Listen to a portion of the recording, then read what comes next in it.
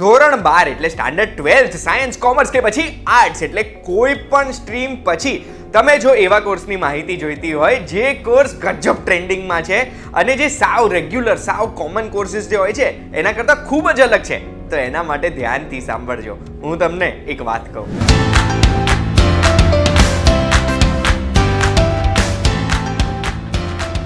એક વાત કહું, આપનું સ્વાગત છે. મારું નામ છે ગુંજ ઠક્કર. હવે ધોરણ 12 પછી કોઈ પણ પ્રવાહી એટલે કોઈ પણ સ્ટ્રીમ પછી હું એવા 4 કોર્સની માહિતી તમને આપવા માંગુ છું જે આપણે સાવ પેલા રેગ્યુલર કોમન કોર્સિસ હોય છે ને 12th પછીના, એના કરતાં તો અલગ છે જ છે. પણ આ 4 કોર્સને 21st સેન્ચુરીના ન્યૂ એજ કોર્સ ગણવામાં આવે છે. આ 4 કોર્સિસ કયા કયા છે? તો સૌથી પહેલું છે લિબરલ સ્ટડીઝના કોર્સિસ, બીજું છે ડિઝાઇન સ્ટડીઝના કોર્સિસ, ત્રીજું છે કોમન કોર્સિસ વિથ ઇન્ટર્નશિપ અને ચોથું છે વોકેશનલ કોર્સિસ. તો હવે શરૂઆત કરીએ લિબરલ સ્ટડીઝથી. આપણે જોવા જઈએ ને તો હાલ આપણા દેશની ટોપ યુનિવર્સિટીઝમાં સૌથી વધુ એટલે કે 10 લાખથી શરૂ થતો પેકેજ મેળવનાર દરેક વિદ્યાર્થી મોસ્ટલી લિબરલ સ્ટડીઝમાંથી જ હોય છે. લિબરલ સ્ટડીઝની એક ખાસિયત શું છે? યુજીસીનું CBCS એટલે choice based credit system policy, જેમાં આપણે આપણા મનગમતા વિષયો સિલેક્ટ કરી શકીએ છીએ.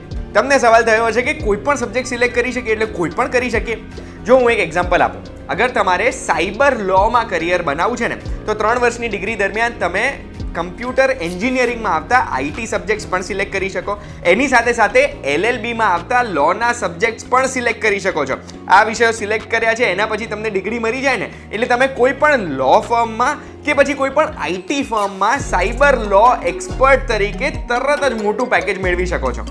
આ તો એક એક્ઝામ્પલ થયું. આવી જ રીતે લિબરલ સ્ટડીઝમાં તમે BA with economics, mass communication and journalism, psychology, English, public governance, sociology, international relations વગેરે વિષયો પસંદ કરીને તમારી ઈચ્છા અને માર્કેટ ટ્રેન્ડ મુજબ એક હાઇબ્રિડ કરિયર બનાવી શકો છો, જેમાં તમને હાઈ પેઇંગ પેકેજ પણ મળી શકે છે. હવે વાત કરીએ ડિઝાઇન કોર્સિસની. અત્યારે આપણે જોઈએ ને તો કંપનીઓમાં ડિઝાઇન થિંકિંગ અને ક્રિએટિવિટીની ખૂબ જ ડિમાન્ડ હોય છે. પછી એ માની લો કમ્પ્યુટર એનિમેશન થઈ ગયું, ગ્રાફિક ડિઝાઇન થઈ ગયું, કોઈ પણ આર્કિટેક્ટ ફર્મમાં ઇન્ટિરિયર ડિઝાઇન થઈ ગયું કે પછી કોઈ પણ ક્લોથિંગ ફર્મમાં ફેશન ડિઝાઇન થઈ ગયું. તો આ ક્ષેત્રમાં આપણે B- એટલે કે બેચલર ઓફ ડિઝાઇન કોર્સ કરી શકીએ છીએ. બેચલર ઓફ ડિઝાઇનના ઘણા બધા કોર્સિસ છે, જેમ કે bachelor of design in fashion designing and styling, પછી B- in interior design, B- in communication design, B- in product design અને એ ઉપરાંત આપણે BSc in media graphics and animation VFX પણ કરી શકીએ છીએ.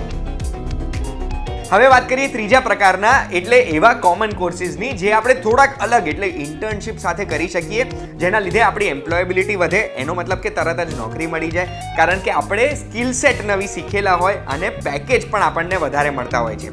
આ કોમન કોર્સિસ આપણે સાંભળેલા જ હશે: BBA, BCA, BSc IT, IMBA કે પછી 12th કોમર્સ પછી થતું BCom.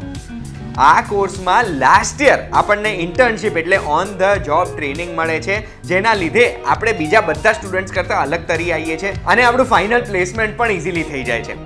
ચોથા પ્રકારના કોર્સ એટલે વોકેશનલ કોર્સિસની વાત કરીએ તો મેં ઓલરેડી એક વાત કહુંમાં અલગ વિડીયો બનાવી દીધા છે.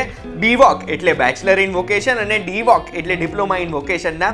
એની લિંક ડિસ્ક્રિપ્શનમાં મૂકી છે, એ જોઈને તમે એની માહિતી મેળવી શકશો. 12th પછીના 4 21st સેન્ચુરી કોર્સિસની માહિતી તો મેં તમને આપી દીધી, પણ અગર જો તમને સવાલ થાય છે કે વધુ માહિતી માટે ક્યાં સંપર્ક કરવો, તો એનો જવાબ હું તમને આપીશ કે અમદાવાદના SG હાઈવે પર આવેલી સિલ્વર ઓક યુનિવર્સિટીમાં તમે સંપર્ક કરી શકો છો, જ્યાં આગળ મેં જેટલા કોર્સિસ જણાય એ બધા કોર્સિસ થાય છે.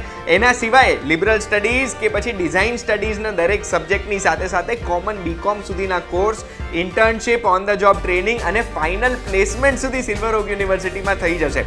અગર તમારે સિલ્વર ઓક યુનિવર્સિટીમાં સંપર્ક કરવો છે તો સ્ક્રીન ઉપર દેખાય છે એ ફોન નંબર ઉપર કોલ કરીને સંપર્ક કરી શકો છો. કે પછી આશા રાખું છું 12th પછીના નવા ટ્રેન્ડિંગ કોર્સની માહિતી તમને મળી ગઈ હશે. આ માહિતી જો તમને કામમાં આવે છે બસ તો પછી યાદ રાખજો અમને અને VTV अच्छी लगी है तो ज़्यादा से ज़्यादा शेयर करें, लाइक करें, कमेंट करें और हमारे चैनल को सब्सक्राइब करें. Thank you.